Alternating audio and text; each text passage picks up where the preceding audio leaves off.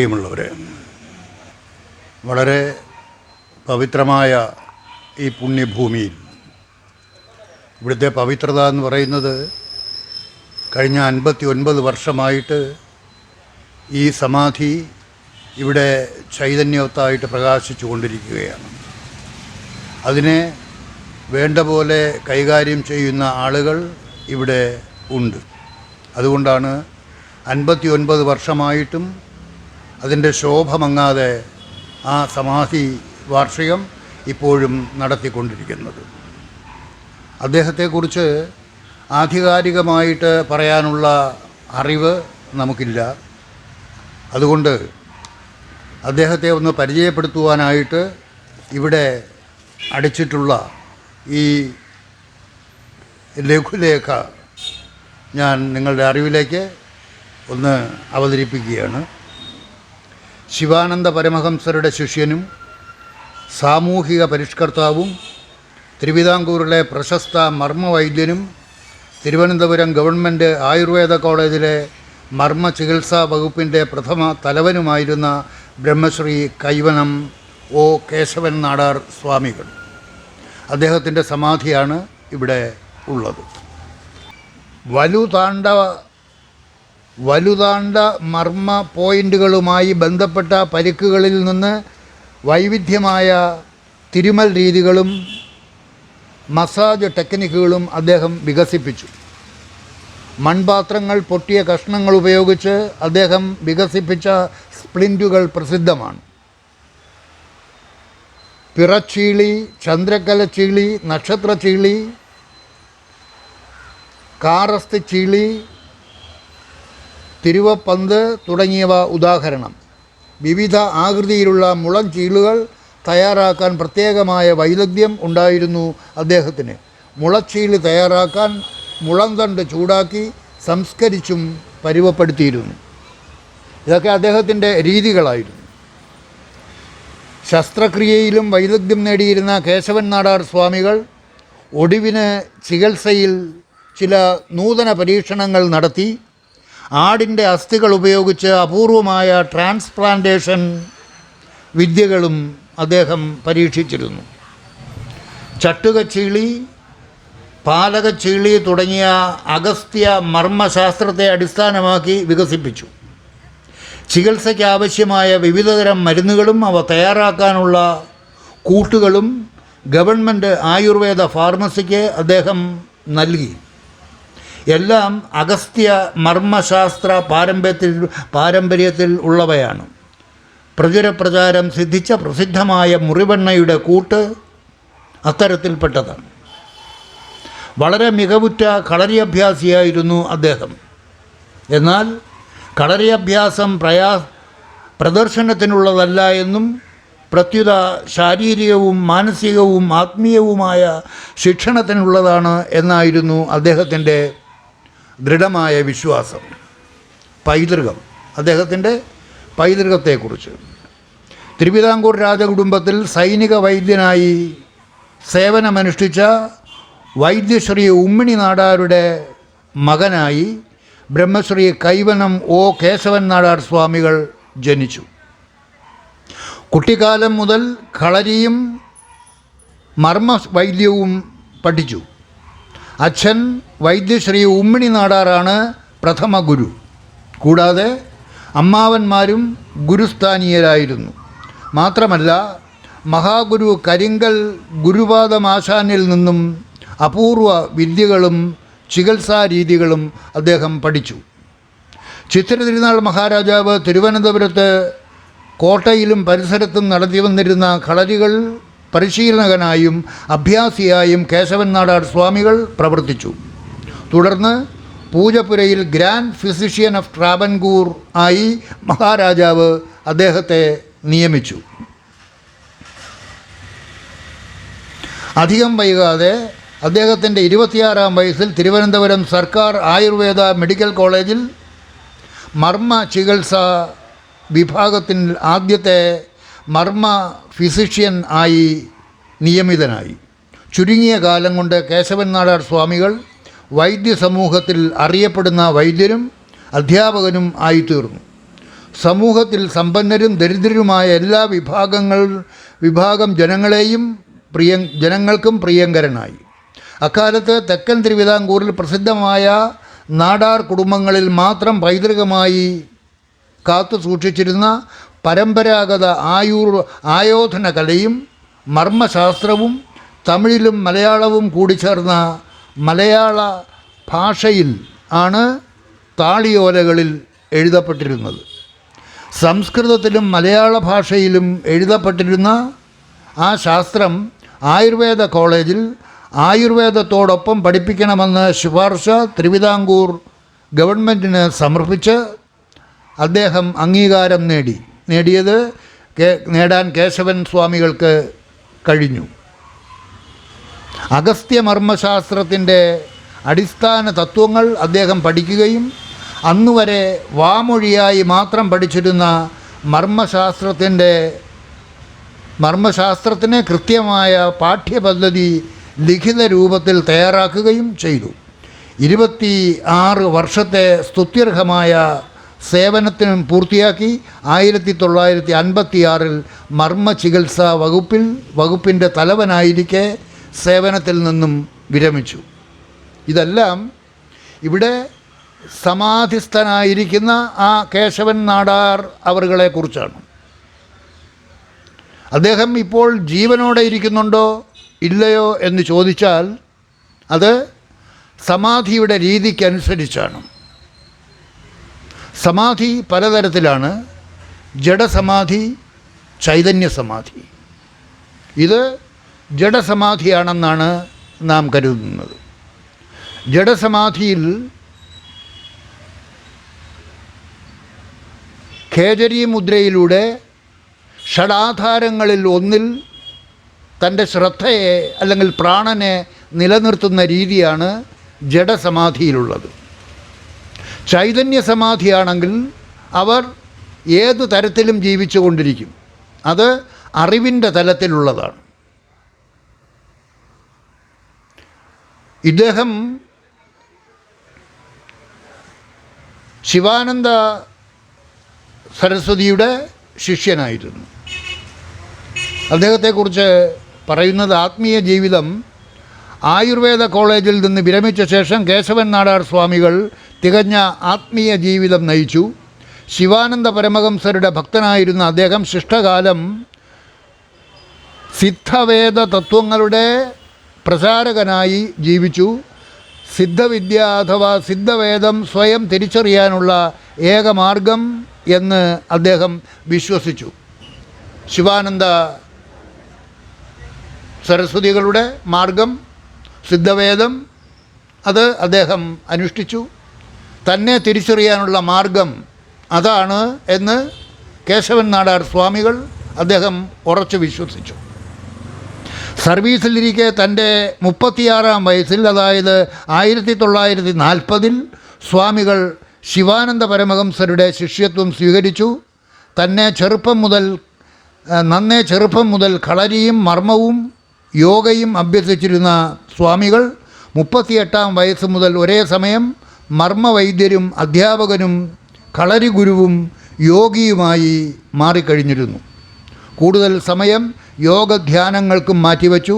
സർക്കാർ സർവീസിൽ നിന്നും വിരമിച്ച അദ്ദേഹം പൂർണ്ണമായും ആത്മീയ ജീവിതം നയിച്ചതും അക്കാരണത്താലാണ്.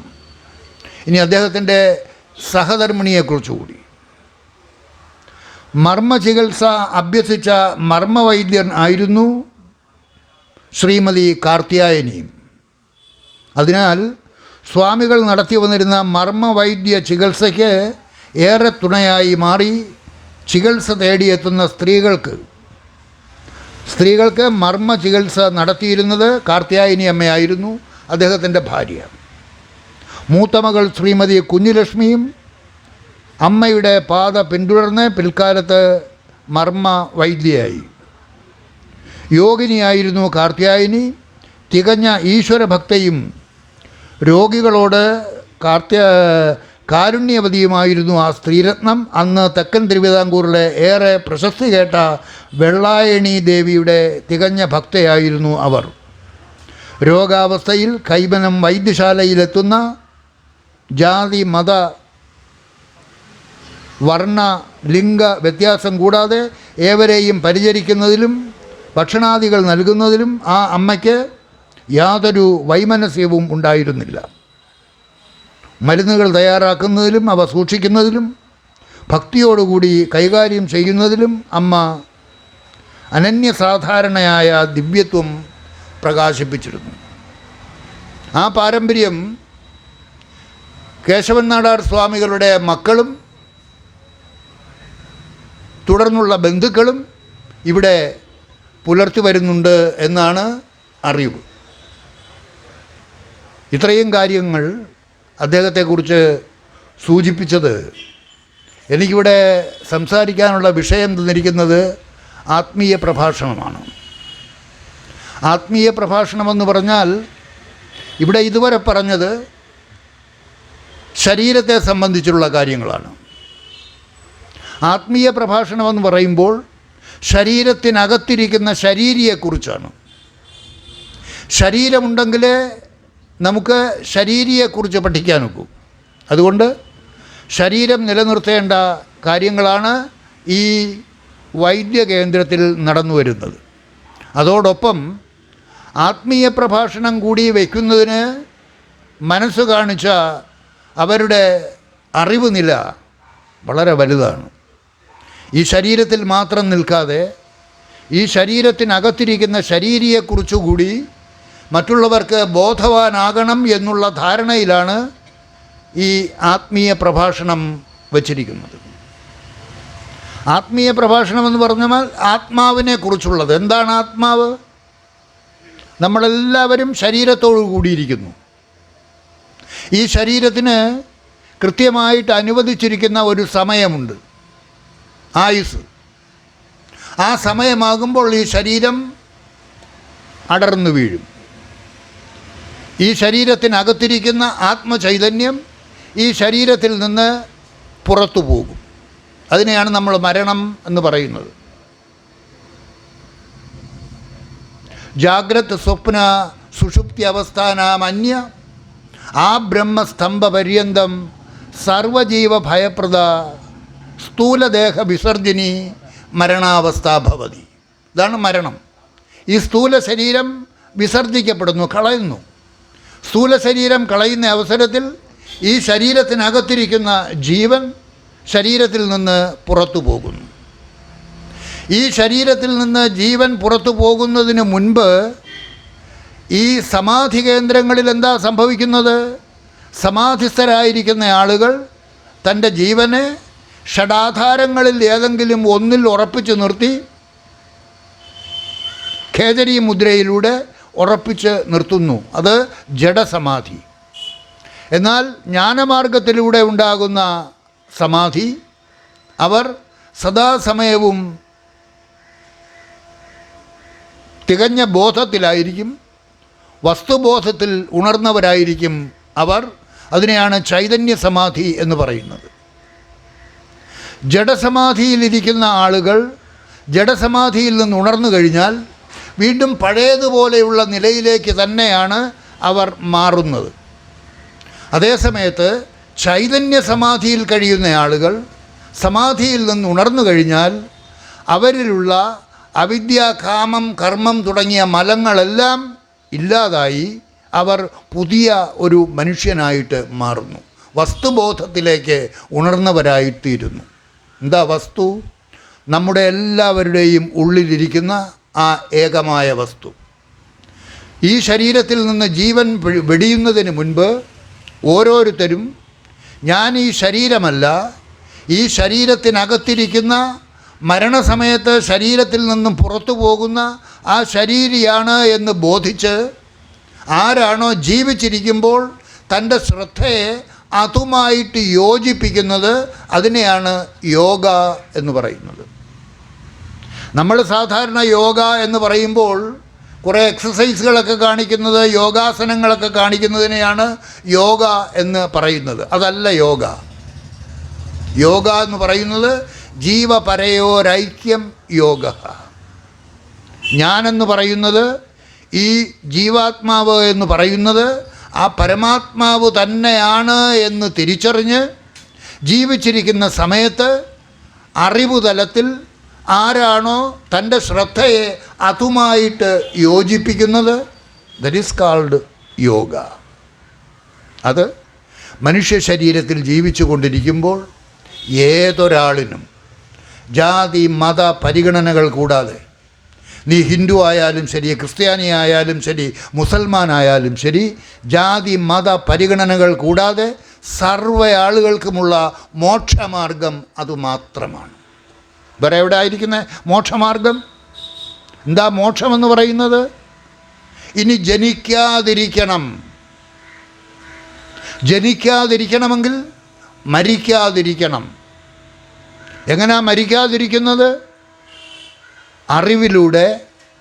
ഞാനെന്ന് പറയുന്നത് ഈ ജനിച്ചും മരിച്ചും കൊണ്ടിരിക്കുന്ന ഈ ശരീരമല്ല, ഈ ശരീരത്തിനകത്തിരിക്കുന്ന ഒരിക്കലും മരണമില്ലാത്ത ആ ശുദ്ധ സ്വരൂപം, ആ വസ്തു, ആ പരമാത്മ ചൈതന്യം, അതാണ് എൻ്റെ യഥാർത്ഥ സ്വരൂപം എന്ന് ജീവിച്ചിരിക്കുമ്പോൾ തിരിച്ചറിഞ്ഞ് ഏതൊരാളാണോ തൻ്റെ ശ്രദ്ധയെ അതുമായിട്ട് യോജിപ്പിക്കുന്നത്, അതാണ് യോഗ. അത് അറിവിലൂടെയാണ് നേടേണ്ടതായിട്ടുള്ളത്. ആ ആത്മീയ പ്രഭാഷണത്തിലൂടെ ആ അറിവാണ് ആളുകൾ, മഹാത്മാക്കൾ പ്രദാനം ചെയ്യുന്നത്. എന്തിനു വേണ്ടിയിട്ട്? ഈ ശരീരത്തിൽ നിന്ന് ജീവൻ പിരിയുന്നതിന് മുൻപ് ഞാൻ ഈ ശരീരമല്ല, ഈ ശരീരത്തിനകത്തിരിക്കുന്ന ശരീരി. എന്താ ശരീരി? ശരീരത്തിനകത്തിരിക്കുന്ന ആ വസ്തു ആയതുകൊണ്ടാണ് അതിനെ ശരീരി എന്ന് പറയുന്നത്. ആത്മചൈതന്യം, ജീവാത്മ ചൈതന്യം, എങ്ങും നിറഞ്ഞു നിൽക്കുന്ന പരമാത്മ ചൈതന്യം. എങ്ങും, ഹിന്ദുവിലും ക്രിസ്ത്യാനിയിലും മുസൽമാനിലും പട്ടിയിലും പൂച്ചയിലും പക്ഷിമൃഗാദികളിലും വൃക്ഷലതാദികളിലും കൂടി ഒക്കെ കടന്നു പോകുന്ന ആ ഏകമായ ചൈതന്യം, ആ ഈശ്വര ചൈതന്യം. ഏകോ ദേവഃ സർവഭൂതേഷു ഗൂഢഃ സർവവ്യാപി സർവഭൂതാന്തരാത്മാ കർമാധ്യക്ഷഃ സാക്ഷി ഛേദ കേവലോ നിർഗുണശ്ച. ആ നിർഗുണ സ്വരൂപം എല്ലാ ശരീരങ്ങളിൽ കൂടിയും കടന്നു പോകും. നോക്കൂ, ഒരു വ്യത്യാസവുമില്ല. നീ ഹിന്ദു ആയാലും ശരി, ക്രിസ്ത്യാനി ആയാലും ശരി, മുസൽമാനായാലും ശരി, പട്ടിയാണെങ്കിലും ശരി, പൂച്ചയാണെങ്കിലും ശരി, എല്ലാത്തിൻ്റെയും ഉള്ളിൽ കൂടി കടന്നു പോകുന്ന ആ ചൈതന്യം. ഉപനിഷത്തുകൾ അതാണ് പറയുന്നത്, സമം സർവേഷു ഭൂതേഷു തിഷ്ഠന്തം പരമേശ്വരം. സർവചരാചരങ്ങളുടെയും ഉള്ളിൽ കൂടി കടന്നു പോകുന്ന ആ പരമേശ്വര ചൈതന്യം, ആ പരമമായ ഈശ്വര ചൈതന്യം. അത് ഹിന്ദുവുമല്ല, ക്രിസ്ത്യാനിയുമല്ല, മുസൽമാനുമല്ല. അതിന് ജാതിയില്ല, മതമില്ല. ജാതി നീതി കുലഗോത്ര ദൂരകം നാമരൂപ ഗുണദോഷവർജിതം. ഏത്? ആ ചൈതന്യം. ദേശകാല വിഷയാധിവർത്തി. അമേരിക്കൻ പ്രസിഡൻ്റായ ട്രംപിൻ്റെ ഉള്ളിലും ഇത് തന്നെ, പാകിസ്ഥാൻ പ്രസിഡൻറ്റിൻ്റെ ഉള്ളിലും ഇത് തന്നെ. സർവചരാചരങ്ങളുടെയും ഉള്ളിൽ കൂടി കടന്നു പോകുന്ന ആ ഏകമായ ചൈതന്യത്തെ ആണ് ജീവാത്മ ചൈതന്യം എന്ന് പറയുന്നത്. അതുതന്നെയാണ് എങ്ങും നിറഞ്ഞു നിൽക്കുന്ന പരമാത്മ ചൈതന്യം. ജീവാത്മാവ് എന്ന് എന്തുകൊണ്ടാണ് പറയുന്നത്? നോക്കൂ, ഒരു കുടം ഇവിടെ ഉണ്ടെന്ന് കരുതുക. ആ കുടത്തിനകത്ത് ആകാശമുണ്ട്, കുടത്തിന് വെളിയിലും ആകാശമുണ്ട്. കുടത്തിന് വെളിയിലുള്ള ആകാശം തന്നെയാണ് കുടത്തിനകത്തുമുള്ളത്. പക്ഷേ കുടം എന്നുള്ള ഒരു ഉപാധി ഉള്ളതുകൊണ്ട് അതിനെ എന്താ പറയുന്നത്? ഘടാകാശം എന്ന് പറയുന്നു, കൊടാകാശം എന്ന് പറയുന്നു. എന്തുകൊണ്ടാണ് ആ പരമമായ ആകാശത്തെ ഘടാകാശം അല്ലെങ്കിൽ ഘടാകാശം എന്ന് പറയുന്നത്? കുടം എന്ന് പറയുന്ന ഉപാധിക്കകത്തിരിക്കുന്നത് കൊണ്ട്. അതുകൊണ്ട് ഈ ശരീരമാകുന്ന ഉപാധിക്കകത്തിരിക്കുന്നത് കൊണ്ട് എങ്ങും നിറഞ്ഞു നിൽക്കുന്ന ആ പരമാത്മ ചൈതന്യത്തെ ജീവാത്മാവ് എന്ന് പറയുന്നു.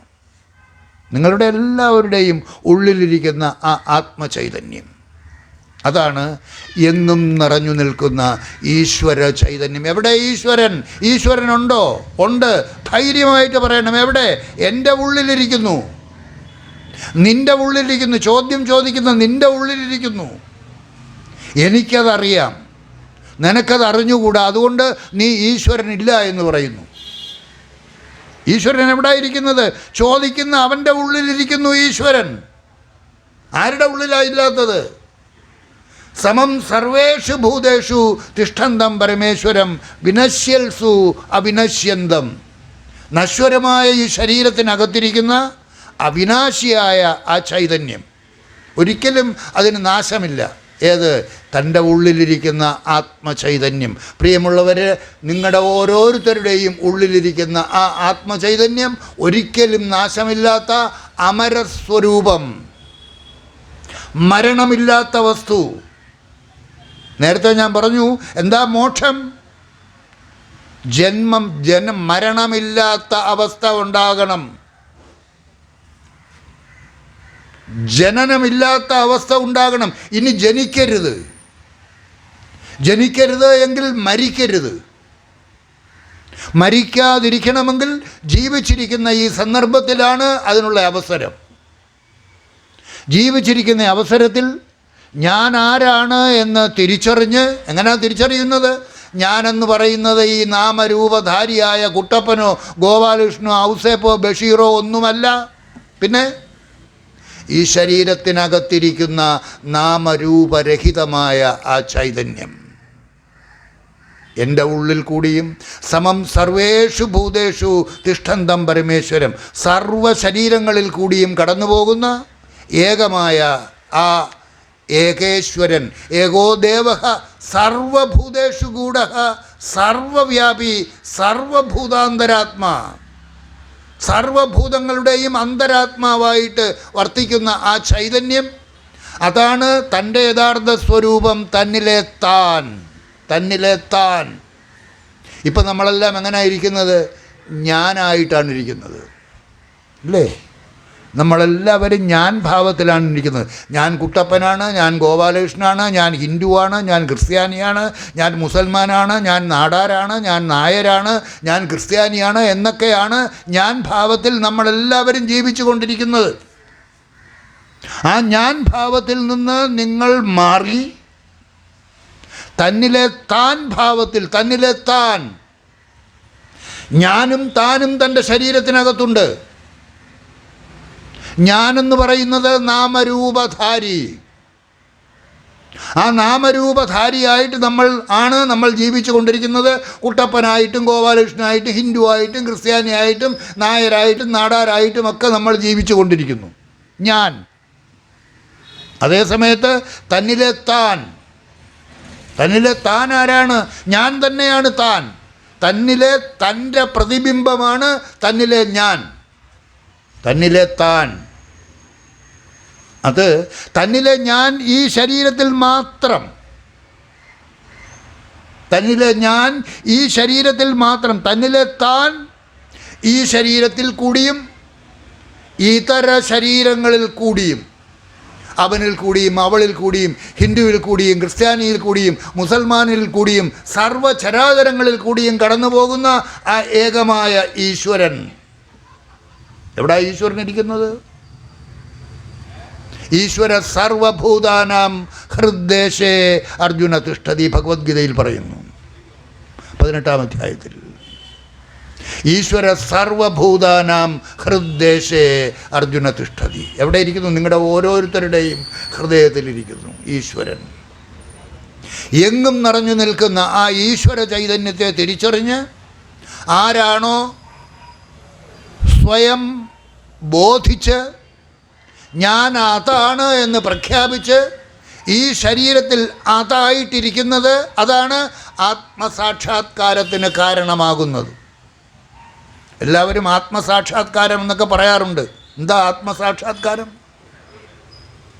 ആത്മസാക്ഷാത്കാരം എന്ന് പറഞ്ഞാൽ ഇതാണ്. ഞാനെന്ന് പറയുന്നത് ഈ നാമരൂപധാരിയായ കുട്ടപ്പനോ ഗോപാലകൃഷ്ണനോ അല്ല, പിന്നെ എല്ലാ ശരീരങ്ങളിൽ കൂടിയും കടന്നു പോകുന്ന ആ ചൈതന്യം എൻ്റെ ഉള്ളിൽ കൂടിയും കടന്നു പോകുന്നു. അതിനെ പിടികൂടണം. ജീവിച്ചിരിക്കുന്ന അവസരത്തിൽ അതിനെക്കുറിച്ച് ബോധവാനാകണം. അതിനെക്കുറിച്ച് ബോധവാനായിട്ട് സ്വയം പ്രഖ്യാപിക്കണം, ഐ ആം ദാറ്റ്. ആ ചൈതന്യ സ്വരൂപമാണ് ഞാൻ. അതാണ് താൻ. താൻ, തന്നിലെ താൻ, നോട്ട് ഞാൻ. ഞാനെന്ന് പറയുന്നത് ആരാണ്? നമ്മുടെ സാധാരണ അവസ്ഥ, ഞാൻ കുട്ടപ്പൻ, ഗോപാലകൃഷ്ണൻ, ഇങ്ങനെ ജീവിച്ചു കൊണ്ടിരിക്കുന്ന ഞാൻ. പക്ഷേ ആ ഞാനെന്ന് പറയുന്നത് തന്നിലെ തൻ്റെ പ്രതിബിംബം, തന്നിലെ താനിൻ്റെ പ്രതിബിംബം. തന്നിലെ താൻ ആരാണ്? എല്ലാ ശരീരങ്ങളിൽ കൂടിയും കടന്നു പോകുന്ന, എങ്ങും നിറഞ്ഞു നിൽക്കുന്ന സർവേശ്വര ചൈതന്യം, തന്നിലെ താൻ. അതാണ് യഥാർത്ഥത്തിലുള്ള തന്നിലെ ഞാനിൻ്റെ യഥാർത്ഥ സ്വരൂപം, തന്നിലെ താൻ. അപ്പോൾ നിങ്ങൾ ഓരോരുത്തരും ഏതവസ്ഥയിലാണ് ഈ ശരീരത്തിൽ വാഴുന്നത്? ഈശ്വരനായിട്ട്. ഓരോരുത്തരും ഈശ്വരനെ തേടി കാശിയിലോ കൈലാസത്തിലോ ഒന്നും പോയാൽ കിട്ടില്ല. നിങ്ങളുടെ ഉള്ളിൽ നിങ്ങളുടെ സ്വരൂപമായിട്ടിരിക്കുന്നു ആ ഈശ്വരൻ. അതിനെക്കുറിച്ച് ബോധവാനായി ഏതൊരാളാണോ ഈ ശരീരത്തിലിരിക്കുമ്പോൾ തന്നെ മരിച്ചു പോകുന്നതിന് മുൻപ് ഞാൻ അതാണ് എന്ന് ബോധിച്ച്, അതാണ് ഈ ശരീരത്തിലിരിക്കുന്ന മംഗളസ്വരൂപം, ശിവം. ശിവം എന്താ? ശിവമെന്ന് പറഞ്ഞാൽ മംഗളസ്വരൂപം. ആ പാമ്പൊക്കെ ഇട്ടിരിക്കുന്ന പാർട്ടിയെക്കുറിച്ചല്ല പറയുന്നത്. ശിവം, മംഗളസ്വരൂപം. ഏതൊരു മംഗളസ്വരൂപം ഈ ശരീരത്തിൽ നിന്ന് പിരിഞ്ഞാൽ എന്താ അവസ്ഥ? ശവം. ശിവം പിരിഞ്ഞാൽ ശവം. അപ്പോൾ താൻ ആരാണ്? ആ ശിവം, ആ മംഗളസ്വരൂപം. അതുകൊണ്ട് നിങ്ങൾക്കെല്ലാവർക്കും ഒരു മന്ത്രം സദാ നിങ്ങളുടെ ഉള്ളിൽ നിലനിർത്താം. എന്താ? ശിവോഹം, ശിവോഹം, ശിവോഹം. ശിവം, ആ ശിവമാകുന്നു ഞാൻ. ശിവഹ അഹം, അതാണ് ശിവോഹം. ശിവോഹം, ശിവോഹം, ശിവോഹം എന്ന മന്ത്രം പറയുമ്പോൾ, എന്ന മന്ത്രം ഉള്ളിൽ ധ്വനിക്കുമ്പോൾ എന്താ ഓർക്കേണ്ടത്? ഞാനെന്ന് പറയുന്നത് ഈ നാമരൂപധാരിയായ കുട്ടപ്പനോ ഗോപാലകൃഷ്ണനോ ഹിന്ദുവോ ക്രിസ്ത്യാനിയോ നായരോ നാടാരോ ബ്രാഹ്മണനോ ക്ഷത്രിയനോ വൈശ്യനോ ശൂദ്രനോ ഒന്നുമല്ല. നാമരൂപരഹിതമായ സർവചരാചരങ്ങളുടെയും ഉള്ളിൽ കൂടി കടന്നു പോകുന്ന ആ ഈശ്വര ചൈതന്യം, ശിവം, മംഗളസ്വരൂപം. അതാണ് താൻ എന്ന് ബോധിക്കുന്ന ഒരാളിന് ഈ മന്ത്രം സ്വയം പറയാം. ശിവോഹം, ശിവോഹം, ശിവോഹം. ആ ശിവോഹം എന്ന് പറയുമ്പോൾ ഈ പറഞ്ഞ കാര്യങ്ങൾ മുഴുവനും നിങ്ങളുടെ ഉള്ളിൽ പ്രകാശിച്ചു നിൽക്കണം. എങ്ങനെ പ്രകാശിച്ചു നിൽക്കണം?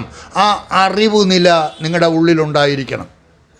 എങ്ങും നിറഞ്ഞു നിൽക്കുന്ന, എല്ലാ ശരീരങ്ങളിൽ കൂടിയും കടന്നു പോകുന്ന, സമം സർവേഷു ഭൂതേഷു തിഷ്ഠന്തം പരമേശ്വരം, സർവ ശരീരങ്ങളിൽ കൂടിയും കടന്നു പോകുന്ന ആ പരമാത്മ ചൈതന്യം. ഭഗവത്ഗീതയിൽ പറയും, യോ മാം പശ്യതി സർവത്ര സർവം ച മയി പശ്യതി. അങ്ങനെയുള്ള ആളിന് എന്നെ പ്രാപിക്കാൻ സാധിക്കും. യോ മാം പശ്യതി സർവത്ര. എന്നെ ആരാണോ എല്ലാ സ്ഥലത്തും കാണുന്നത്. കൃഷ്ണൻ ഭഗവത്ഗീതയിൽ പറയുന്നുണ്ട് ഞാൻ ആരാണെന്നുള്ളത്. എന്താ? അഹമാത്മാ ഗുഡാകേശ സർവഭൂതാശയസ്ഥിത. ഞാനെന്ന് പറയുന്നത് ആത്മചൈതന്യം. അഹമാത്മാ ഗുഡ, അല്ലാതെ ഓടക്കുഴൽ വായിച്ചു നടക്കുന്ന കൃഷ്ണനായിട്ടല്ല കൃഷ്ണൻ തന്നെക്കുറിച്ച് പറയുന്നത്. അഹമാത്മാ ഗുഡാകേശ സർവഭൂതാശയസ്ഥിത. ഹിന്ദുവിൻ്റെയും ക്രിസ്ത്യാനിയുടെയും മുസൽമാൻ്റെയും സർവചരാചരങ്ങളുടെയും, പട്ടിയുടെയും പൂച്ചയുടെയും വൃക്ഷലതാദികളുടെയും പക്ഷിമൃഗാദികളുടെയും ഒക്കെ ഉള്ളിൽ കൂടി കടന്നു പോകുന്ന ആ ചൈതന്യ സ്വരൂപം, ആത്മചൈതന്യം, അതാണ് ഞാൻ. അപ്പോൾ എന്നെ പ്രാപിക്കണമെങ്കിൽ നിങ്ങൾ എന്തിനെ പ്രാപിക്കണം? നിങ്ങളുടെ ഉള്ളിലിരിക്കുന്ന ആത്മചൈതന്യത്തെ പ്രാപിക്കണം. അല്ലാതെ കൃഷ്ണനെ പ്രാപിക്കണം, കൃഷ്ണൻ്റെ ഫോട്ടോയും വെച്ച് കൃഷ്ണനെ പ്രാപിക്കണം എന്ന് പറഞ്ഞുകൊണ്ടിരുന്നാൽ കൃഷ്ണനെ പ്രാപിക്കാനൊക്കില്ല. ആ കൃഷ്ണൻ എന്ന് പറയുന്നത് ആത്മചൈതന്യമാണെന്നും ആ ആത്മചൈതന്യമാണ് എൻ്റെ ഉള്ളിൽ കൂടി കടന്നു പോകുന്നത് എന്നും തിരിച്ചറിഞ്ഞ് സദാസമയവും ആ ബോധത്തിൽ ആരുടെ ശ്രദ്ധയാണോ സദാ പ്രകാശിച്ചു നിൽക്കുന്നത്, ശിവോഹം, ശിവോഹം, ശിവോഹം, ശിവോഹം, ശിവോഹം, ശിവോഹം, ശിവഹം. ശിവ അഹം, ആ ശിവം ഞാനാകുന്നു. ഇതിനകത്ത് മറ്റൊരു സ്വാർത്ഥ താല്പര്യങ്ങളുമില്ല, അറിവ് മാത്രം. സ്ത്രീയെന്നോ പുരുഷനെന്നോ ഉള്ള ഒരു വ്യത്യാസവുമില്ല. ജാതി മത പരിഗണനകൾ കൂടാതെ സർവ്വ ആളുകൾക്കും ഒരേ സമയത്ത് തൻ്റെ ശ്രദ്ധയെ ഈ അറിവ് നിലയിലേക്ക് ഉദ്ധരിപ്പിക്കാൻ സാധിക്കണം. അതാണ് ഭഗവത്ഗീത ആവശ്യപ്പെടുന്നത്. ഉദ്ധരേതാത്മനാത്മാനം. അവനവൻ തന്നെ അവനവനെ ഉയർത്തണം. ഇല്ലാതെ കാശിയിൽ പോയാൽ സാക്ഷാത്കാരം കിട്ടും, കൈലാസത്തിൽ പോയാൽ സാക്ഷാത്കാരം കിട്ടും, ഒരിടത്ത് പോയാലും കിട്ടുകയില്ല. നിങ്ങളുടെ വീട്ടിലിരുന്ന് സർവകർമ്മങ്ങളിലും വ്യാപരിച്ചു കൊണ്ടിരിക്കുമ്പോൾ ഒന്നിൽ നിന്നും ഒഴിയണ്ട. ഭാര്യയെ കളയണ്ട, മക്കളെ കളയണ്ട, കുടുംബം കളയണ്ട. B with everything, B with the world. എല്ലാത്തിൻ്റെയും നടുവിലിരുന്നു കൊണ്ട് ഈ അറിവ് നിലയിലേക്ക് നിങ്ങളെ ഉദ്ധരിപ്പിക്കുക. ഉപനിഷത്തുകൾ പറയും, തീർത്ഥേ ദാനേ ജപേ യജ്ഞേ കാഷ്ടേ പാഷാണകേ സദാ ശിവം പശ്യന്തി മൂഢാത്മാ ശിവേ ദേഹേ പ്രതിഷ്ഠിതേ. ആ ശിവം, ആ മംഗളസ്വരൂപം, ആ ഈശ്വര ചൈതന്യം എവിടെ? ഓരോരുത്തരുടെയും ഹൃദയത്തിൽ. അവിടെ ഹിന്ദുവെന്നോ ക്രിസ്ത്യാനിയെന്നോ മുസൽമാനോ, നോക്കൂ നമ്മുടെ സനാതനധർമ്മത്തിൻ്റെ മഹത്വം. ഒരുത്തരെ മാറ്റി നിർത്തിയിട്ടില്ല. ഹിന്ദുവെന്നോ ക്രിസ്ത്യാനിയെന്നോ മുസൽമാനെന്നോ ഒരു വ്യത്യാസവുമില്ല. സർവ്വചരാചരങ്ങൾക്കും മോക്ഷമാർഗമാണ് സനാതനധർമ്മം വിവക്ഷിച്ചിട്ടുള്ളത്, പ്രഖ്യാപിച്ചിട്ടുള്ളത്. എല്ലാവർക്കും. വേറെ എവിടെയുണ്ടാ മോക്ഷമാർഗം? എവിടെയെങ്കിലും ഉണ്ടോ? ഉള്ളതെന്താ? സ്വർഗം, സ്വർഗം, സ്വർഗം. എല്ലാം നശ്വരം. അതൊക്കെ നശ്വരം. അനശ്വരമായ വസ്തു ഓരോരുത്തരുടെയും ഉള്ളിലിരിക്കുന്ന അവരവരുടെ സ്വരൂപമാണെന്ന് തിരിച്ചറിഞ്ഞ് ഈ ശരീരത്തിൽ നിന്ന് വിട പറയുന്നതിന് മുൻപ് എല്ലാത്തിൻ്റെയും നടുവിലിരുന്നു കൊണ്ട് ഒന്നിൽ നിന്നും ഒഴിയാതെ ഏതൊരാളാണോ ഈ അറിവ് നിലയിലേക്ക് മെല്ലെ മെല്ലെ തൻ്റെ ശ്രദ്ധയെ ഉദ്ധരിപ്പിച്ച് ഉയർത്തി അതുമായിട്ട് യോജിപ്പിക്കുന്നത്, ദാറ്റ് ഈസ് കാൾഡ് യോഗ. ആർക്കും അതിന് സാധിക്കും. നിങ്ങളുടെ ലൗകിക ജീവിതത്തിലെ പ്രശ്നങ്ങളൊന്നും ഇതിന് തടസ്സമല്ല. ഒരുത്തരുടെയും അനുവാദത്തിന് വേണ്ടി കാത്തു നിൽക്കണ്ട. ഞാൻ ചേട്ടനോട് ചോദിച്ചിട്ടാകാം, ഭർത്താവിനോട് ചോദിച്ചിട്ടാകാം, അച്ഛനോട് ചോദിച്ചിട്ടാകാം. ഒരുത്തരും സമ്മതിക്കില്ല. എല്ലാവരും സ്വാർത്ഥരാണ്. അച്ഛനും സ്വാർത്ഥനാണ്, അമ്മയും സ്വാർത്ഥരാണ്, ബന്ധുക്കളും സ്വാർത്ഥരാണ്, എല്ലാവരും സ്വാർത്ഥരാണ്. അതുകൊണ്ട് ഒരുത്തരുടെയും അനുവാദത്തിന് വേണ്ടി പോകരുത്. നിങ്ങൾക്കിത് ശരിയാണെന്ന് തോന്നുന്നു എങ്കിൽ ആ ഈശ്വര ചൈതന്യമെന്ന് പറയുന്നത് കാശിയിലോ കൈലാസത്തിലോ ഒക്കെ ഇരിക്കുന്നതല്ല. പിന്നെ അവിടെയൊക്കെ എന്തിനാ ആളുകൾ പോകുന്നത്? ഇത് അറിഞ്ഞുകൂടാത്ത ആൾ, ഈ അറിവ്, ഏതൊരറിവാണോ നിങ്ങളിവിടെ കേട്ടുകൊണ്ടിരിക്കുന്നത്, ഈ അറിവിലേക്ക് ഉണരാത്ത ആളുകൾക്ക് വേണ്ടിയാണ് അമ്പലങ്ങളും വിഗ്രഹങ്ങളും ഒക്കെ സ്ഥാപിച്ചിരിക്കുന്നത്. തീർത്ഥേ ദാനേ ജപേ യജ്ഞേ കാഷ്ടേ പാഷാണകേ സദാ ശിവം പശ്യന്തി മൂഢാത്മാ ശിവേ ദേഹേ പ്രതിഷ്ഠിതേ. അത് മനസ്സിലാക്കി ഏതൊരാളിനും ഇപ്പോൾ നിങ്ങൾ അനുവർത്തിച്ചു കൊണ്ടിരിക്കുന്ന ഈ ജീവിത സാഹചര്യങ്ങളുടെ നടുവിലിരുന്നു കൊണ്ട് ഒന്നിൽ നിന്നും ഒഴിയാതെ എല്ലാം അനുഭവിച്ചുകൊണ്ട് തന്നെ അറിവ് നിലയിൽ തന്നെ ഉദ്ധരിപ്പിച്ചു കൊണ്ടിരിക്കണം. I am not this. ഈ കുട്ടപ്പനല്ല ഞാൻ, ഈ ഗോപാലകൃഷ്ണനല്ല ഞാൻ, ഈ ഹിന്ദു അല്ല ഞാൻ, ഈ ക്രിസ്ത്യാനി അല്ല ഞാൻ, ഈ മുസൽമാൻ അല്ല ഞാൻ, ഈ നാടാരല്ല ഞാൻ, ഈ നായരല്ല ഞാൻ. പിന്നെയോ ജാതി നീതി കുല ഗോത്രദൂരകം നാമരൂപ ഗുണദോഷവർജിതം. അതിന് നാമമില്ല, രൂപമില്ല. ഏതിന്? എൻ്റെ ഉള്ളിലിരിക്കുന്ന ആ ഈശ്വര ചൈതന്യത്തിന്. എൻ്റെ ഉള്ളിൽ മാത്രമല്ല, എല്ലാവരുടെയും ഉള്ളിൽ കൂടി കടന്നു പോകുന്ന അതാണ് ഭഗവത്ഗീതയിൽ പറയുന്നത്, സർവഭൂത സ്ഥിതം യോ മാം പശ്യതി സർവത്ര. സർവചരാചരങ്ങളുടെയും ഉള്ളിൽ സ്ഥിതി ചെയ്യുന്ന എന്നെ ഏതൊരാളാണോ തിരിച്ചറിഞ്ഞ് അതുമായിട്ട് ജീവിച്ചു കൊണ്ടിരിക്കുന്ന ആരാണോ അതുമായിട്ട് യോജിക്കുന്നത്, അതാണ് ആത്മസാക്ഷാത്കാരം. എവിടാ പോകേണ്ടത്? കാശി പോയാൽ കിട്ടില്ല. അവിടെയൊക്കെ സ്ഥലം കണ്ടിട്ട് വരാം. അയോധ്യയിൽ പോയാൽ കിട്ടില്ല. പിന്നെ ഇതൊക്കെ അറിഞ്ഞുകൂടാത്ത ആളുകൾക്ക്, ഈ അറിവിലേക്ക് ഉണർന്നിട്ടില്ലാത്ത ആളുകൾക്ക്, എന്താണ് ഈശ്വരൻ എന്ന് അറിഞ്ഞുകൂടാത്ത ആളുകൾക്ക് അതിൽ ശ്രദ്ധയുണ്ടാകുന്നതിന് വേണ്ടിയാണ് കാശി, അയോധ്യ, മധുര എല്ലാ ക്ഷേത്രങ്ങളും സ്ഥാപിച്ച് അവിടെയൊക്കെ വിഗ്രഹങ്ങൾ സ്ഥാപിച്ച് വിഗ്രഹ ആരാധന നടത്തുന്നത് അറിവില്ലാത്ത ആളുകൾക്ക് വേണ്ടിയാണ്. അവർ അവിടെ പോയി നിന്ന് ഏകാഗ്രതയോടുകൂടി ആ ബിംബങ്ങളെ ഈശ്വരഭാവത്തിൽ പൂജിക്കുമ്പോൾ, ഭാവന ചെയ്യുമ്പോൾ അവരിൽ ആ ഈശ്വരത്വത്തിലേക്ക് ഉയരണമെന്നുള്ള ആഗ്രഹം ഉണ്ടാകുന്നു. ആരാണ്? അറിവില്ലാത്ത ആളുകൾ. അജ്ഞാനാം ഭാവനാർത്ഥായ പ്രതിമാ പരികൽപ്പിത. അജ്ഞാനികൾക്ക് വേണ്ടിയാണ് ഈ ഭാവനകൾ, ഈ പ്രതിമകളൊക്കെ നിർമ്മിച്ചിരിക്കുന്നത്. അതുകൊണ്ട് അവയെ ഒന്നും തള്ളിപ്പറയുന്നതല്ല, അവയൊക്കെ അത്യാവശ്യമാണ്. അജ്ഞാനികളായിട്ടുള്ള ആളുകളാണ് 99%.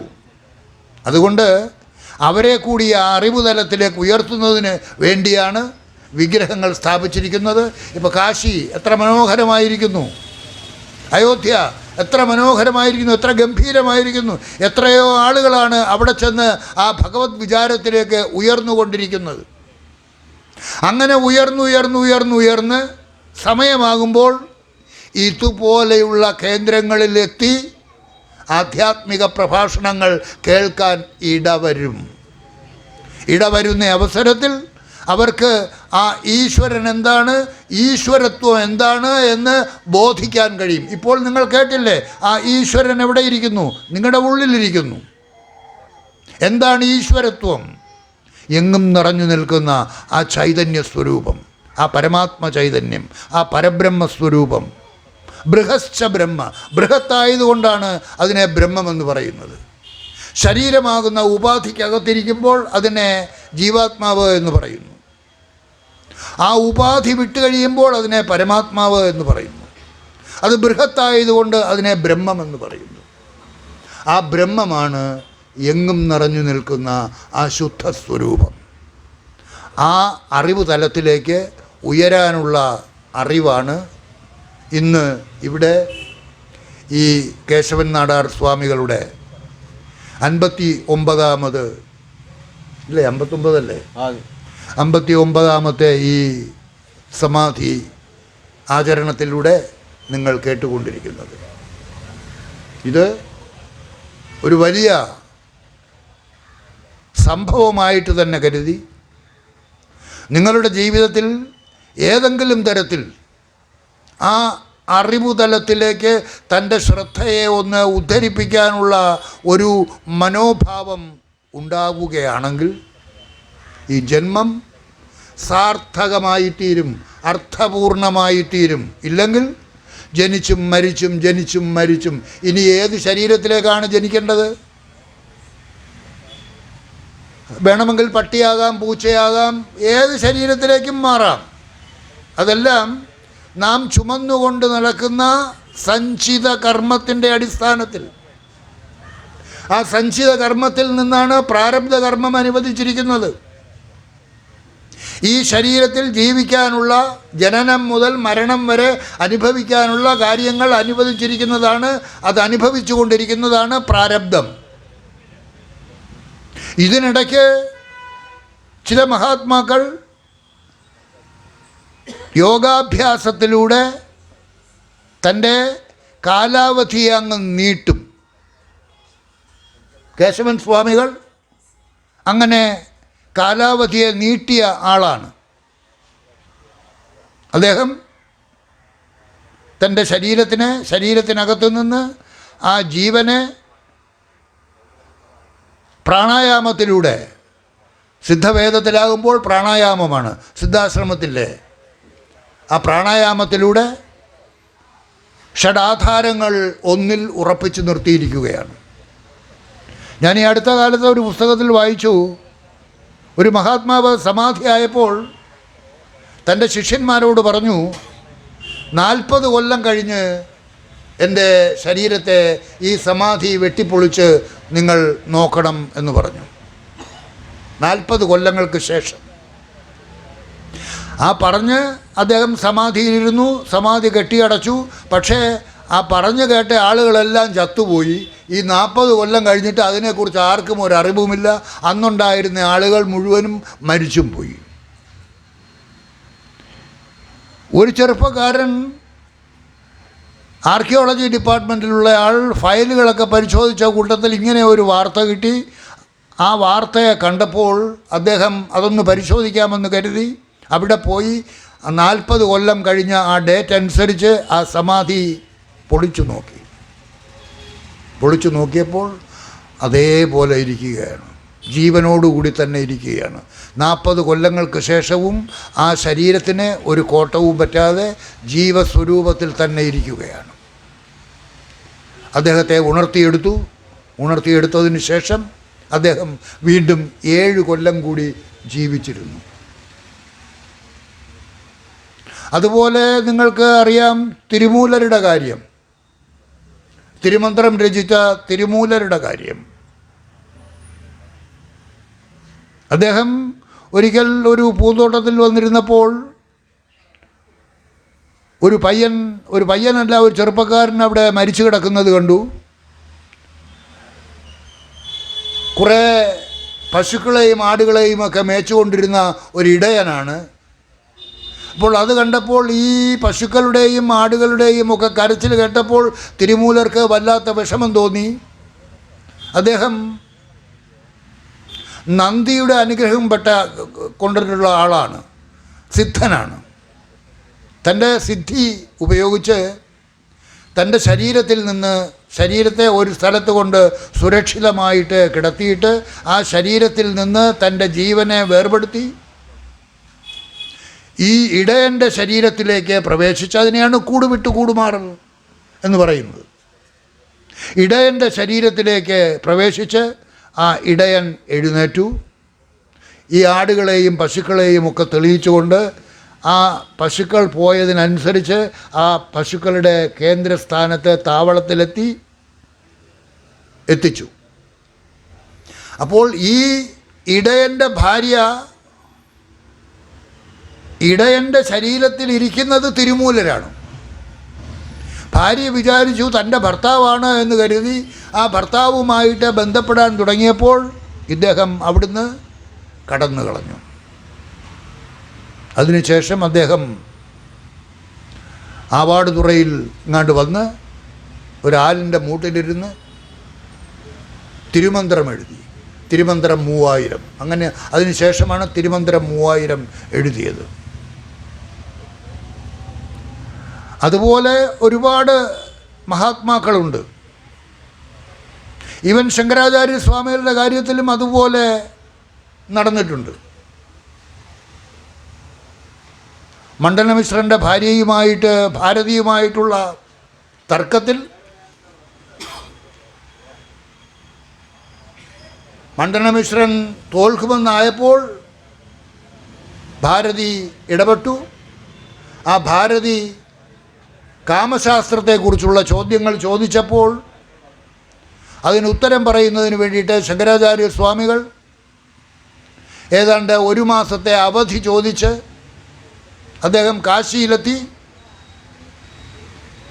അവിടെ അമരുകൻ എന്ന് പറയുന്ന രാജാവ് അവിടെ മരിച്ചു കിടക്കുകയാണ്.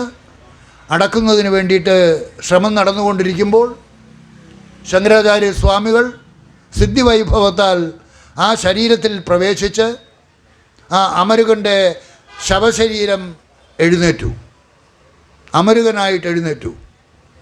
ആ ശരീരത്തിൽ പ്രവേശിച്ചത് ആരുടെ ജീവനാണ്? ശങ്കരാചാര്യ സ്വാമികളുടെ ജീവനാണ്. അപ്പോൾ ആ അമരുകൻ എഴുന്നേറ്റ് കഴിഞ്ഞ് രാജ്യഭരണം നടത്തിക്കൊണ്ടിരുന്നപ്പോൾ ഭാര്യമാരൊക്കെ ഉണ്ട്. ഭാര്യമാർക്കും മന്ത്രിമാർക്കുമൊക്കെ സംശയമായി. അദ്ദേഹത്തിൻ്റെ സ്വഭാവത്തിൽ എന്തോ പ്രത്യേകത കാണുന്നുണ്ട് എന്ന് മനസ്സിലാക്കി എവിടെയെങ്കിലും ഒരു ശരീരം സൂക്ഷിക്കപ്പെട്ടിട്ടുണ്ടോ എന്ന് അന്വേഷിക്കാനായിട്ട് ആളുകളെ ചട്ടം കിട്ടി. അതിനനുസരിച്ച് അവർ പരിശോധിച്ച് ശങ്കരാചാര്യ സ്വാമികളുടെ ശവം സൂക്ഷിച്ചിരുന്ന സ്ഥാനത്ത് എത്തി അതിനെ നശിപ്പിക്കുന്നതിന് വേണ്ടിയിട്ട് തീ കൊളുത്തുന്നതിന് വേണ്ടി തയ്യാറായപ്പോൾ ശങ്കരാചാര്യ സ്വാമികൾ ആ ഈശ്വരാനുഗ്രഹത്തോടു കൂടി അവിടെ ആ ശരീരത്തിൽ പ്രവേശിച്ച് ആ പട്ടടയിൽ കത്തിക്കാനിട്ടിരുന്ന പട്ടടയിൽ നിന്ന് അദ്ദേഹം എഴുന്നേറ്റു. ഇതുപോലെ ഒരുപാട് സിദ്ധി പ്രകടനങ്ങൾ നടന്നിട്ടുണ്ട്. അതുപോലെ തന്നെ നിങ്ങൾക്കറിയാം സദാശിവ ബ്രഹ്മേന്ദ്ര അല്ലേ? സദാശിവ ബ്രഹ്മേന്ദ്രയും ഇതുപോലെ കാവേരി നദിയിൽ മണ്ണിനടിയിൽ ധ്യാനനിരതനായിരുന്നപ്പോൾ വെള്ളം വന്നു, ആറ്റിൽ വെള്ളം വന്നു, മണ്ണുകൊണ്ട് മൂടിപ്പോയി. ആ അവസ്ഥയിൽ തന്നെ മണ്ണിനടിയിൽ ദീർഘകാലം കഴിഞ്ഞു. അതിനുശേഷം മണൽ മാഫിയ അന്നുമുണ്ട്. മണൽ മാഫിയക്കാരെ മണൽ എടുക്കാൻ വേണ്ടിയിട്ട് കുഴി തോണ്ടുന്ന അവസരത്തിൽ ഇദ്ദേഹത്തിൻ്റെ ശരീരത്തിൽ വെട്ടേൽക്കുകയും ആ തൂമ്പയിൽ രക്തത്തിൻ്റെ പാട് കാണുകയും ചെയ്തപ്പോൾ അദ്ദേഹം അവിടെ മുഴുവനും കുഴിച്ചു നോക്കിയപ്പോൾ ഒരു മനുഷ്യ ശരീരം സമാധി അവസ്ഥയിലിരിക്കുന്നു. കുലുക്കി വിളിച്ചു കഴിഞ്ഞപ്പോൾ അദ്ദേഹം എഴുന്നേറ്റ് ഒന്നും പറയാതെ നടന്നങ്ങ് പോയി. ആരാണ്? സദാശിവബ്രഹ്മം. ആ സദാശിവബ്രഹ്മം ഇങ്ങനെ വസ്ത്രമില്ലാതെ നടക്കുന്നയാളായിരുന്നു. ആ സമയത്ത് നടന്നു പോകുന്നതിനിടയ്ക്ക് ഒരു നവാബ് തൻ്റെ ഭാര്യമാരോടും കുടുംബങ്ങളോടുമൊക്കെ കൂടി ടെൻ്റടിച്ച് താമസിക്കുന്നതിനിടയ്ക്ക് കൂടി ആ ടെൻറ്റിനകത്തു കൂടി സദാശിവ ബ്രഹ്മേന്ദ്ര നഗ്നനായിട്ട് നടന്നു പോകുന്നത് കണ്ടപ്പോൾ നവാബിന് വല്ലാത്ത ദേഷ്യം വന്ന് വാളെടുത്ത് അദ്ദേഹത്തിൻ്റെ കൈ ഛേദിച്ച് കളഞ്ഞു. അതൊന്നും അദ്ദേഹം അറിയുന്നില്ല. അദ്ദേഹം സമാധിയിലാണെങ്കിലും ഇതുപോലെ ഇരിക്കുന്ന സമാധിയല്ല, നടക്കുന്ന സമാധി. ആ സമാധി ഭാവത്തിൽ അദ്ദേഹം നടന്നുകൊണ്ടിരുന്നപ്പോൾ അദ്ദേഹത്തിൻ്റെ കൈ പോയതൊന്നും അദ്ദേഹം അറിയുന്നില്ല. അപ്പോൾ ഇദ്ദേഹം വലിയൊരു മഹാത്മാവാണെന്ന് കരുതിയ ആ നവാബ് ഈ കൈയുമായിട്ട് പിന്നാലെ നടക്കാൻ തുടങ്ങി. പിന്നാലെ നടന്ന് അവസാനം ഇദ്ദേഹത്തിന് മനസ്സിലായി ഒരു മുസ്ലിം തന്നെ അനുഗമിക്കുന്നുണ്ട് എന്ന് മനസ്സിലായപ്പോൾ അദ്ദേഹം തിരിഞ്ഞു നിന്ന് ചോദിച്ചു, എന്തിനാണ് എന്നെ അനുഗമിക്കുന്നത് എന്ന് ചോദിച്ചപ്പോൾ അദ്ദേഹം പറഞ്ഞു, അങ്ങയുടെ കൈ എൻ്റെ കയ്യിലിരിക്കുന്നു. ആ കൈ കാണിച്ചു കൊടുത്തു. അപ്പോഴാണ് തൻ്റെ കൈ ഇല്ല എന്നുള്ള കാര്യം അറിയുന്നത്. ആ കൈ വാങ്ങിച്ച് ഇവിടെ വെച്ച് ചേർത്തിട്ട് ഒരു തേപ്പും തേച്ചു. അതാണ് സിദ്ധി വൈഭവം. ആ തരത്തിലുള്ള സിദ്ധി വൈഭവങ്ങൾ നേടാനുള്ള ശ്രമമല്ല നടത്തേണ്ടത്. അതൊക്കെ അനവധി ജന്മങ്ങളിലൂടെ കിട്ടിയ വൈഭവമാണ്. നമുക്കിപ്പോൾ വേണ്ടത് എന്താണ്? ഞാനെന്ന് പറയുന്നത് ഈ നാമരൂപധാരിയായ കുട്ടപ്പനോ ഗോപാലകൃഷ്ണനോ ഹിന്ദുവോ ക്രിസ്ത്യാനിയോ മുസൽമാനോ അല്ല, നാമരൂപരഹിതമായ ആ ചൈതന്യം എങ്ങും നിറഞ്ഞു നിൽക്കുന്ന, എല്ലാ ശരീരങ്ങളിൽ കൂടിയും കടന്നു പോകുന്ന ആ ചൈതന്യം, ആ പരബ്രഹ്മസ്വരൂപം, ആ പരമാത്മസ്വരൂപം, അതാണ് എൻ്റെ ഉള്ളിൽ കൂടിയും കടന്നു പോകുന്നത് എന്ന് തിരിച്ചറിഞ്ഞ് അതുമായിട്ട് നിങ്ങളുടെ ശ്രദ്ധയെ യോജിപ്പിക്കണം. ശ്രദ്ധാവാൻ ബലവാൻ ഭവതി, യോ യശ്രദ്ധഃ സ ഏവ സഃ. ഏതൊരാളിനാണോ ആ ശ്രദ്ധ ഉണരുന്നത്, അത് നിങ്ങൾ വെറുതെ കളയരുത്. ഈ മനുഷ്യ ശരീരത്തിൽ വെച്ച് നിങ്ങൾക്ക് നേടാവുന്ന ഏറ്റവും വലിയ കാര്യം, നിങ്ങൾ ഓരോരുത്തരും ഈശ്വര സ്വരൂപികളായിരുന്നിട്ടും നിങ്ങളതറിയാതെ ഇങ്ങനെ ജീവാത്മാവായിട്ടിരിക്കുകയാണ്. തൻ്റെ ഉള്ളിൽ താനായിരിക്കുന്ന തന്നിലെ താൻ, ഞാനിൽ നിന്ന് നിങ്ങൾ ഓരോരുത്തരും തന്നിലെ താനിലേക്ക് മാറണം. ഞാനും താനും ഈ ശരീരത്തിലുണ്ട്. നിങ്ങളുടെ ഓരോരുത്തരുടെയും ശരീരത്തിൽ നിങ്ങൾ ഞാനായിട്ടിരിക്കുകയല്ലേ? ഓരോരുത്തരും ചിന്തിച്ചു നോക്കൂ. ഞാനായിട്ട് തന്നെയാണ് മരിക്കുന്നത്. ഞാനായിട്ട് തന്നെയാണ് നിങ്ങൾ മരിക്കുന്നത് എങ്കിൽ വീണ്ടും ജനിക്കേണ്ടി വരും. ജനിക്കാതിരിക്കണമെങ്കിൽ എന്താ മാർഗം? ഈ ശരീരത്തിലെ ഞാനല്ല, എന്നിലെ യഥാർത്ഥ ഞാനിനെയും പ്രകാശിപ്പിച്ചുകൊണ്ട് ഈ ശരീരത്തിൽ കൂടിയും എല്ലാ ശരീരങ്ങളിൽ കൂടിയും കടന്നു പോകുന്ന, എങ്ങും നിറഞ്ഞു നിൽക്കുന്ന ആ പരമാത്മ ചൈതന്യമാണ് തന്നിലെ താൻ എന്ന് തിരിച്ചറിഞ്ഞ് ഈ ശരീരത്തിൽ നിങ്ങൾ ഞാനിൽ നിന്ന് മാറി തന്നിൽ താനായിട്ടിരിക്കണം. ആത്മസാക്ഷാത്കാരത്തിനുള്ള മാർഗം ഇതുമാത്രം. വേറെ ഏതെങ്കിലും തരത്തിൽ ആത്മസാക്ഷാത്കാരം കിട്ടാനുള്ള മാർഗം നിങ്ങളുടെ കയ്യിലുണ്ടെങ്കിൽ പറയാം. ആത്മസാക്ഷാത്കാരം എന്ന് പറഞ്ഞാൽ എന്താണ്? ഇനി ജനിക്കാതിരിക്കണം.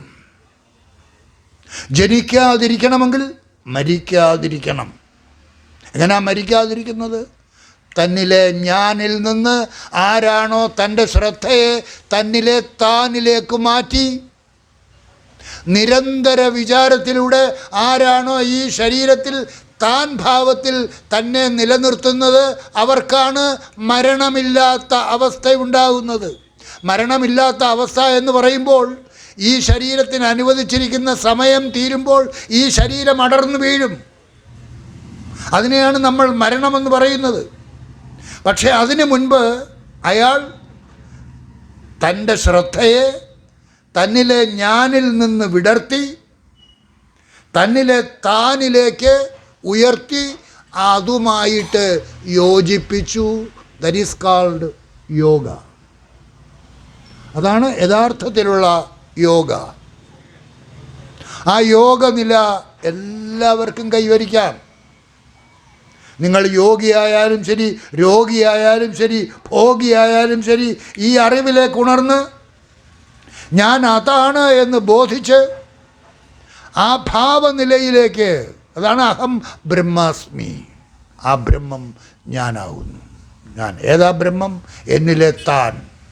നിങ്ങൾ ഞാനിൽ നിന്ന് നിങ്ങളെ മാറ്റി നിങ്ങളിൽ താനായിട്ട് വാഴണം. ഞാനെന്ന് പറഞ്ഞാൽ ഈ ശരീരത്തിൽ മാത്രം. ഞാനും താനും തമ്മിലുള്ള വ്യത്യാസം തിരിച്ചറിയണം. ഞാനെന്ന് പറയുന്ന കുട്ടപ്പൻ ഈ കുട്ടപ്പനായിട്ട് ജീവിക്കുന്നുവെങ്കിൽ നിങ്ങൾ കുട്ടപ്പനായിട്ട് തന്നെ മരിക്കും. ഞാനായിട്ട് ജീവിച്ച് ഞാനായിട്ട് മരിക്കുന്നു. അവന് വീണ്ടും ജനിക്കേണ്ടി വരും. വീണ്ടും ജനിക്കാതിരിക്കണമെങ്കിൽ എന്താ വേണ്ടത്? മരിക്കാതിരിക്കണം. എങ്ങനെയാ മരിക്കാതിരിക്കുന്നത്? ഈ ഞാനല്ല എന്നിലെ യഥാർത്ഥ ഞാനിനെയും പ്രകാശിപ്പിച്ചുകൊണ്ട് ഈ ശരീരത്തിൽ സ്വയം പ്രകാശിച്ചു നിൽക്കുന്ന എന്നിലെ താൻ, അതാണ് എന്നിലെ യഥാർത്ഥ ഞാൻ എന്ന് ബോധിച്ച് തിരിച്ചറിഞ്ഞ് നിങ്ങൾ സ്വയം പ്രഖ്യാപിക്കണം, ഐ ആം ദാറ്റ്. ഞാൻ അതാണ്. അതാണ് സാമവേദം ഉദ്ഘോഷിക്കുന്നത്. തത് ത്വമസി, നീ അതാവുന്നു, നീ അതാവുന്നു. ഏതാണോ എൻ്റെ ഉള്ളിൽ കൂടിയും അവൻ്റെ ഉള്ളിൽ കൂടിയും അവളുടെ ഉള്ളിൽ കൂടിയും സമം സർവേഷു ഭൂതേഷു തിഷ്ഠന്തം പരമേശ്വരം എന്ന് പറയുന്ന ആ ഈശ്വര ചൈതന്യത്തെക്കുറിച്ച് ബോധവാനായി നിങ്ങൾ ഓരോരുത്തരും സ്വയം ഈശ്വരനായിട്ട് മാറുക. അപ്പോഴാണ് അഹം ബ്രഹ്മാസ്മി എന്ന അറിവിലേക്ക് നിങ്ങൾ ഉണരുന്നത്. ഗുരു ഉപദേശിക്കുന്നത് എന്താണ്? തത്വമസി, സാമവേദം. നീ അതാവുന്നു. അത് എന്നുള്ളതിനെക്കുറിച്ചാണ് ഇതുവരെ പറഞ്ഞത്. നിങ്ങളുടെ ഉള്ളിലിരിക്കുന്ന അത്. നിങ്ങൾ ആരായാലും ശരി, ഏത് ജാതിയോ ഏത് മതമോ ഒന്നും പ്രശ്നമല്ല. സ്ത്രീ എന്നോ പുരുഷനെന്നോ ഉള്ള ഒരു വ്യത്യാസവുമില്ല. ഈവൻ കൊച്ചുകുട്ടിയാണെങ്കിൽ പോലും തിരിച്ചറിവുണ്ടെങ്കിൽ, ഒരു 10-15 വയസ്സൊക്കെ 10-12 വയസ്സൊക്കെ കഴിയുമ്പോൾ തിരിച്ചറിവുണ്ടാകും. ആ കുട്ടിക്ക് പോലും തന്നെക്കുറിച്ച് ബോധവാനായി കഴിഞ്ഞാൽ, ബോധത്തിലേക്ക് ഉണർന്നു കഴിഞ്ഞാൽ ആ ഭാവത്തിൽ ഈ ശരീരത്തിൽ ശേഷം ജീവിതം തീരുന്നതുവരെ. ഈ ബോധത്തിലേക്ക് ഉണർന്നു കഴിഞ്ഞാലും പ്രാരബ്ധാനുസാരം എത്ര കാലം ജീവിക്കേണ്ടതായിട്ടുണ്ടോ അത്രയും കാലം ജീവിച്ചേ ഒക്കൂ. വ്യാഘ്രബുദ്ധ്യ വിനിർമുക്തോ ബാണഃ പശ്ചാത്തു ഗോമതൗ. കാട്ടിൽ വേട്ടയ്ക്ക് പോയ ഒരാൾ ഒരു മൃഗത്തിൻ്റെ ശബ്ദം കേട്ടിട്ട് തൻ്റെ ആവനാഴിയിൽ നിന്ന് അസ്ത്രമെടുത്ത് അങ്ങോട്ട് പ്രയോഗിച്ചപ്പോൾ വിട്ടുകഴിഞ്ഞപ്പോൾ, അസ്ത്രം വില്ലിൽ നിന്ന് വിട്ട് കഴിഞ്ഞപ്പോൾ അടുത്ത ശബ്ദം കേട്ടപ്പോൾ അയ്യോ അതൊരു മനുഷ്യ ശബ്ദമാണല്ലോ, ഒരു വ്യാഘ്രത്തിൻ്റെ ശബ്ദമല്ലല്ലോ. ആ ശബ്ദം തിരിച്ചറിഞ്ഞു കഴിഞ്ഞപ്പോൾ വിട്ട ബാണത്തെ ഏതു പ്രകാരമാണോ തിരിച്ചു പിടിക്കാൻ കഴിയാത്തത് അതുപോലെയാണ് നമ്മുടെ ജീവിതവും. ജനിച്ചു കഴിഞ്ഞിരിക്കുമ്പോൾ വിടപ്പെട്ടിരിക്കുന്ന അസ്ത്രം പോലെ. ഇനി മരണപര്യന്തം അത് സഞ്ചരിച്ച് അത് വീഴേണ്ട സ്ഥലത്ത് വീഴും. അതിനിടയ്ക്ക് നമ്മളിപ്പോൾ പറഞ്ഞുകൊണ്ടിരിക്കുന്ന, നിങ്ങൾ കേട്ടുകൊണ്ടിരിക്കുന്ന ഈ അറിവിനെക്കുറിച്ച് ബോധവാനായി നിങ്ങളുടെ ഓരോരുത്തരുടെയും ഉള്ളിലിരിക്കുന്ന തന്നിലെ ഞാനിൽ നിന്ന് അന്യമായിട്ട് തന്നിലെ താനായിട്ടിരിക്കുന്ന തന്നിലെ താൻ, നിങ്ങളുടെ ജാഗ്രത അവസ്ഥയ്ക്കും സ്വപ്നാവസ്ഥയ്ക്കും സുഷുപ്തി അവസ്ഥയ്ക്കും സാക്ഷിയായിരിക്കുന്ന ആ ചൈതന്യം, ത്രിഷു ധാമസു യത് ഭോക്ത ഭോഗ്യം ഭോഗശ്ച യത് ഭവേത് തേഭ്യോ വിലക്ഷണഃ സാക്ഷി. ആ സാക്ഷി ചൈതന്യം നിങ്ങൾ കിടന്ന് ഉറങ്ങുമ്പോൾ പോലും ആ ഉറക്കത്തിനും സാക്ഷിയായിരിക്കുന്ന ആ ചൈതന്യം ഇല്ലേ നിങ്ങളുടെ ഉള്ളിൽ? നിങ്ങൾ വിചാരം ചെയ്ത് നോക്കിയിട്ടുണ്ടോ? നിങ്ങൾ കിടന്നുറങ്ങുമ്പോൾ ആ ഉറക്കത്തിനും സാക്ഷിയായിട്ട് നിങ്ങളുടെ ഓരോരുത്തരുടെയും ഉള്ളിൽ സ്വയം പ്രകാശിച്ചു നിൽക്കുന്ന ആ ചൈതന്യം, അതാണ് തൻ്റെ യഥാർത്ഥ സ്വരൂപം എന്ന് തിരിച്ചറിഞ്ഞ് സ്വയം പ്രഖ്യാപിക്കണം. I am that. അതാണ് ഞാൻ. ഞാനെന്ന് പറഞ്ഞാൽ തന്നിലെ താൻ. ഞാനെന്ന് പറയുന്നത് അതിൻ്റെ പ്രതിബിംബം. യഥാർത്ഥത്തിലുള്ളത് തന്നിലെ താൻ. ഇത് വളരെ വലിയ അറിവാണ്.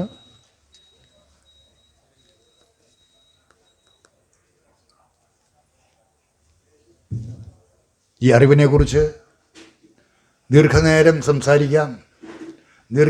സംസാരിക്കാനുണ്ടാവും. ഇവിടെ ഇത് കഴിഞ്ഞ് അടുത്ത പ്രോഗ്രാം നടക്കേണ്ടതായിട്ടുണ്ട്. നമുക്ക് അനുവദിച്ചിരിക്കുന്ന സമയം 6 മുതൽ 7 വരെയാണ്. ആ സമയം തീർന്നു കഴിഞ്ഞിരിക്കുന്നു. അതുകൊണ്ട് ഇതിനെക്കുറിച്ച് കൂടുതലായിട്ടൊന്നും പറയുന്നില്ല. ഈ അറിവ് ഒരു വിത്തായിട്ട് നിങ്ങളുടെ ഓരോരുത്തരുടെയും ഉള്ളിലേക്ക് ഇട്ടിരിക്കുകയാണ്. അത് മുളച്ച് ഈ ജന്മത്തിൽ നിന്ന് ഇനി ഒരു ജന്മത്തിലേക്ക് പോകാതെ മരണമില്ലാത്ത അവസ്ഥയിലേക്ക് നിങ്ങൾക്ക് ഓരോരുത്തർക്കും ഉയരാനുള്ള ഈശ്വരാനുഗ്രഹം കേശവൻ നാടാർ സ്വാമികളുടെ അനുഗ്രഹത്തോടുകൂടി നിങ്ങൾക്ക് ഓരോരുത്തർക്കും ഉണ്ടാകട്ടെ എന്ന് പ്രാർത്ഥിച്ചുകൊണ്ട് ഈ വാക്കുകൾ ഉപസംഹരിക്കുന്നു. നിങ്ങൾക്ക് നമസ്കാരം.